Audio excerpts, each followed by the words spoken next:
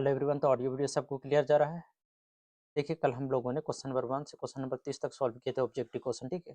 और ये बहुत ही महत्वपूर्ण क्वेश्चन था, ठीक है। आज हम लोग क्वेश्चन नंबर 31 से सॉल्व करेंगे, ठीक। तो जैसे पहला क्वेश्चन की बात करें तो कितना है कि 3x बराबर 21 में x का मान बताना है, ठीक है। तो देखिए 3x बराबर कितना है 21। और कल हमने बताया था कि जब इधर गुणम है, देखिए 3 इधर गुणम है, 3 गुणे 1 से है तभी तो 3x लिखा गया है। तो यहाँ 3 क्या है कि गुणम है, ठीक है। 3 क्या है गुणम है। एक्स बराबर कितना हो जाएगा, यदि 3 गुणम है उधर भेजेंगे तो भागम हो जाएगा। काटेंगे तो 3 सात कितना आ गया 21। एक्स का मान कितना आ गया 7। ऑप्शन नंबर सी सही हो जाएगा, ठीक है। देखिए अब हम लोग 32 क्वेश्चन सॉल्व करते हैं, ठीक। 32 का क्वेश्चन कितना है, निम्न में से कौन सा एक चर वाला रैखिक समीकरण है, ठीक।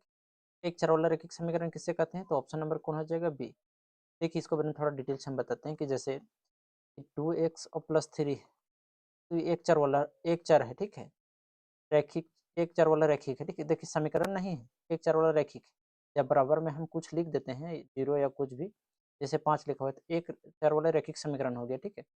इसका जो फॉर्म होता है, स्टैंडर्ड फॉर्म होता है, वो ए एक्स और प्लस बी और बराबर 0 होता है। इसको हम लोग क्या बोलते हैं, रैखिक समीकरण बोलते हैं, ठीक। इस तरह यदि बात करें हम दूसरा को, तो 2x² प्लस 3y और प्लस कितना सी बराबर में, देखिए इसको इतना बोलेंगे हम लोग द्विघात, लेकिन बराबर में यदि 0 लगा देंगे तो हो जाएगा क्या, द्विघात समीकरण। इसका स्टैंडर्ड फॉर्म क्या होता है कि ax² और प्लस bx और प्लस कितना c और बराबर 0। उस तरह ये 3x वाला का हो जाता है कि द्विघात का स्टैंडर्ड फॉर्म का होता है कि ax³ प्लस bx² प्लस कितना cx और प्लस कितना d बराबर कितना 0। तो इसको हम लोग बोलेंगे त्रिघात समीकरण, ठीक है। तो हमको क्या बोला था, एक चार वाला रैखिक समीकरण, ठीक है। कौन हो जाएगा, ऑप्शन नंबर बी सही हो जाएगा। देखिए क्वेश्चन नंबर 33 क्या है कि दो किसका उदाहरण है। जैसे दो और इसको दो बिंदु को हम लोग क्या बोलते हैं, अनुपात बोलते हैं, ठीक है। इसको क्या बोलते हैं, अनुपात बोलते हैं। तो ये किसका चिन्ह है, अनुपात का है, ठीक है। तो ऑप्शन नंबर कौन हो जाएगा, ये सही हो जाएगा। देखिए अब बात करते हैं हम लोग 32 क्वेश्चन, ठीक है। 32 क्वेश्चन कितना है कि यदि एक राशि 50 है और दूसरी राशि 100 है, उनका अनुपात क्या होगा, ठीक है। तो देखिए इसको 50 रेशियो कितना लिखिए 100। जब इसको काटेंगे, दूसरा कलर लेते हैं, जैसे इसको काटेंगे 0 से 0 कट गया, और इसको काटेंगे तो सॉरी कितना था 50 था ना, 5 एकम 5 और 5 दूनी 10, यानी 1:2 आ गया, ठीक है। 1:2 ऑप्शन नंबर बी सही हो जाएगा, ठीक है। देखिए क्वेश्चन नंबर 35 कितना है कि किसी परीक्षा में 20 में से 15 प्राप्त किया, ठीक है। तो इसका प्रतिशत में हमको बताना है। टोटल कितना है 20, टोटल को नीचे लिखते हैं और कितना प्राप्त हो उसको ऊपर लिखते हैं, ठीक है। अब गुने में 100 परसेंट में बदलने के लिए, ठीक है।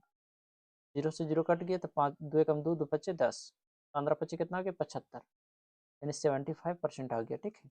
ऑप्शन नंबर बी सही हो जाएगा, और बी नहीं ए होगा, ठीक है।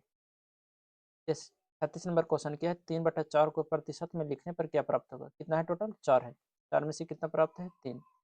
परसेंट में बढ़ाने के लिए हम लोग 100 से गुना करेंगे, काटेंगे जो कट रहा है तो 4 दूने 8 और 2 गया तो 4 पच्चे 20, 25 दिया कितना आ गया 75।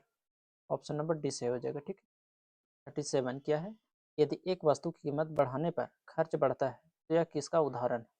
तो ये किसका है, सीधा समानुपात है, यानी डायरेक्टली प्रोपोर्शनल है, ठीक है। यानी एक्स डायरेक्टली प्रोपोर्शनल है वाई का, यानी एक्स का मान बढ़ेगा तो वाई का मान भी बढ़ेगा, ठीक। तो ये किसका सीधा अनुपात का यहाँ उदाहरण है, ठीक। जैसे क्वेश्चन नंबर 38 क्या है कि यदि मजदूरों की संख्या बढ़ाने पर कार्य पूरा होने के समय घटता है। ऑब्वियसली है कि यदि हम मजदूर को बढ़ाएंगे तो काम जल्दी होगा, मजदूर को घटाएंगे तो काम देरी से होगा, ठीक है। तो ये किसका उदाहरण है, एक बढ़ रहा है और एक घट रहा है। यानी मजदूर बढ़ा रहा है तो कम समय लग रहा है, और मजदूर घटा रहा है तो ज़्यादा समय लग रहा है। तो ये प्रतिलोम समानुपात है, ठीक है। 39 कितना है कि सीधा समानुपात में एक्स डायरेक्टली प्रोपोर्शनल का अर्थ क्या है, ठीक है। तो इसका अर्थ क्या है कि एक्स बाय वाई जो है सो अस्थिर होगा, ठीक है, यानी कॉन्स्टेंट होगा।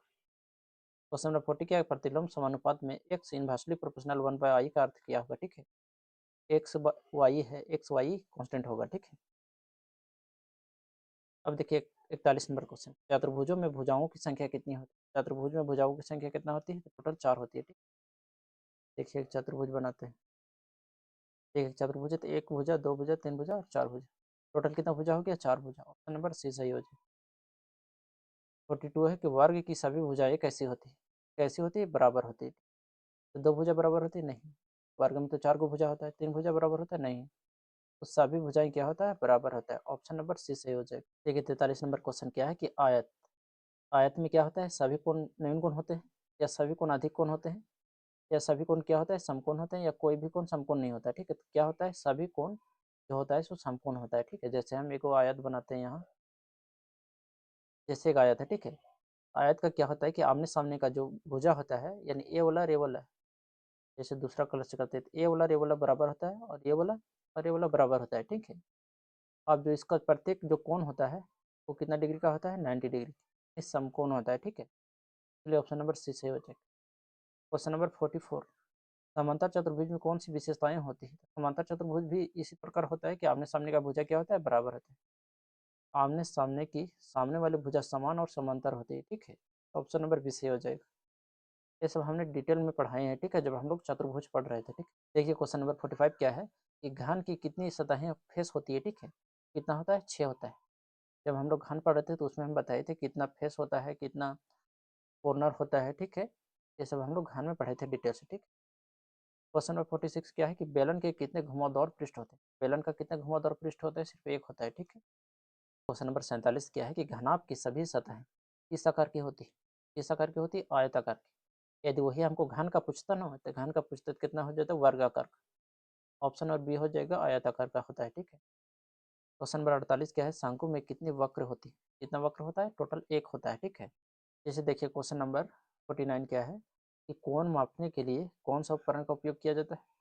कौन उपकरण यूज किया जाता है, प्रोटेक्टर यूज किया जाता है। ठीक है, डिग्री चाप कोण मापने के लिए। ठीक है, सर 50 क्वेश्चन क्या है कि नाम रेखाएं बनाने के लिए मुख्यतः किसका उपयोग किया जाता है। स्केल और प्रकार का उपयोग किया जाता है। ठीक है, लंब मापने के लिए, लंब और रेखा मापने के लिए।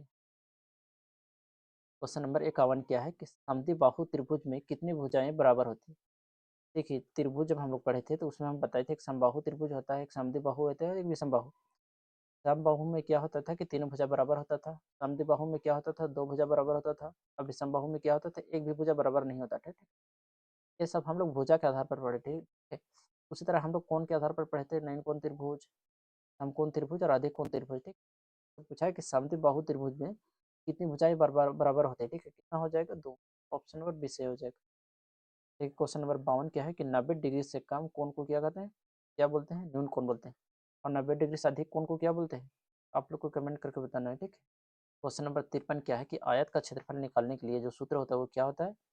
आयत का जो क्षेत्रफल होता है वो लंबाई गुने चौड़ाई होता है। ठीक है, और ये क्या है, परिमाप है उसका। ठीक है, क्वेश्चन नंबर 54, त्रिभुज का निकालने के लिए त्रिभुज का क्षेत्र निकालने के लिए कौन सा सूत्र होता है, तो 1/2 आधार गुने ऊंचाई। ऑप्शन नंबर बी सी हो जाएगा। क्वेश्चन नंबर 55 क्या है कि यदि किसी वर्ग की भुजा 5 सेंटीमीटर है तो उसका क्षेत्रफल क्या होगा। तो वर्ग का क्षेत्रफल क्या होता है, देखिएगा हम वर्ग बनाते हैं तो बाद बताते हैं। जैसे एक वर्ग है। ठीक है, वर्ग के नहीं, चारों भुजा क्या होता है, बराबर होता है। ठीक है, चारों भुजा बराबर होता है। क्षेत्रफल निकालने के लिए लंबाई गुने चौड़ाई चाहिए, तो सभी को ए मानेंगे, ए और ए, तो लंबाई गुने चौड़ाई मान लेते हैं, इसको लंबाई और इसको चौड़ाई। ठीक है, तो लंबाई और इसको चौड़ाई, तो जो हो जाएगा फार्मूला इसको जो हो जाएगा ए स्क्वायर, यानी भुजा गुने भुजा हो जाता है। ठीक है, तो भुजा कितना है, 5 सेंटीमीटर, का क्षेत्रफल कितना हो जाएगा, 5 × 5 यानी 25 सेंटीमीटर स्क्वायर, सेंटीमीटर स्क्वायर हो जाएगा। ठीक, ऑप्शन नंबर सी। देखिए 56 नंबर क्वेश्चन क्या है कि वृत्त का क्षेत्रफल किस सूत्र से निकाला जाता है, किसका से, पायर स्क्वायर से। ठीक है, 57 नंबर क्वेश्चन क्या है कि घन का आयतन निकालने का सूत्र क्या होता है, क्या होता है, एक ही होता है। ठीक है, घनाभ का आयतन निकालने के लिए क्या होता है, इसका भी एक ही होता है, लेकिन इसमें क्या है कि मुझे सब अलग अलग होता है। ठीक है, देखिए इसका भी लंबाई गुने चौड़ाई गुने ऊंचाई होता है। ठीक है, लेकिन क्या होता है, इसका सब बराबर होने की वजह से इसका एक ही हो जाता है। ठीक है, और इसका सब अलग अलग होता है, इसलिए लंबाई चौड़ाई और ऊंचाई हो जाएगा। ऑप्शन नंबर बी सही हो जाएगा। ठीक है, ये सब हम लोगों ने क्लास में लोग बहुत अच्छी तरह से सॉल्व किए थे। ठीक, जैसे कितना है 59 क्वेश्चन, बेलन का आयतन निकालने के लिए सूत्र की का प्रयोग किया होता है, मतलब बेलन का आयतन क्या होता है, पायर स्क्वायर एच होता है, तो त्रिज्या होता है और एच होता है ऊंचाई। ठीक है, 60 नंबर क्वेश्चन क्या है, आयतन की मात्रक इकाई क्या होती है। आयतन की मात्रक इकाई क्या होता है, सेंटीमीटर क्यूब। देखिए 61 नंबर क्वेश्चन कितना है, और ये लग रहा है इसका लास्ट क्वेश्चन है। लास्ट क्वेश्चन क्या है कि किसी आंकड़ा समूह में कुल योग तीक्ष्णों की संख्या से भाग देने पर प्राप्त को क्या बोलते हैं। माध्य बोलते हैं, ठीक है। देखिए क्वेश्चन क्या बोला है, मानते हैं 2, 4 और 6 है, ठीक है। और जो ये टोटल है, तो टोटल का योग 6, 4, 10 और 2 कितना हो गया 12। कितना अंक है, 3 अंक है, ठीक है। तो वही बोला है कि समूह के कुल योग, मतलब ये एक समूह मान लीजिए, इसका टोटल योग कितना 12, और समूह की संख्या कितना है 3, यानी कितना अंक है 3 अंक। इससे जो भाग दे के जो निकलता है, जैसे 4 आया, ठीक है, इसको हम लोग क्या बोलते हैं, तो हम लोग बोलते हैं इसको माध्य बोलते हैं। क्वेश्चन नंबर 62 क्या है कि किसी आंकड़ा समूह में जो मान सबसे अधिक बार आता है उसे क्या कहते हैं, तो उसे बहुलक कहते हैं, ठीक। जो बार बार आता है उसे बहुलक बोलते हैं, ठीक। आई होप कि आप सभी को समझ में आया होगा।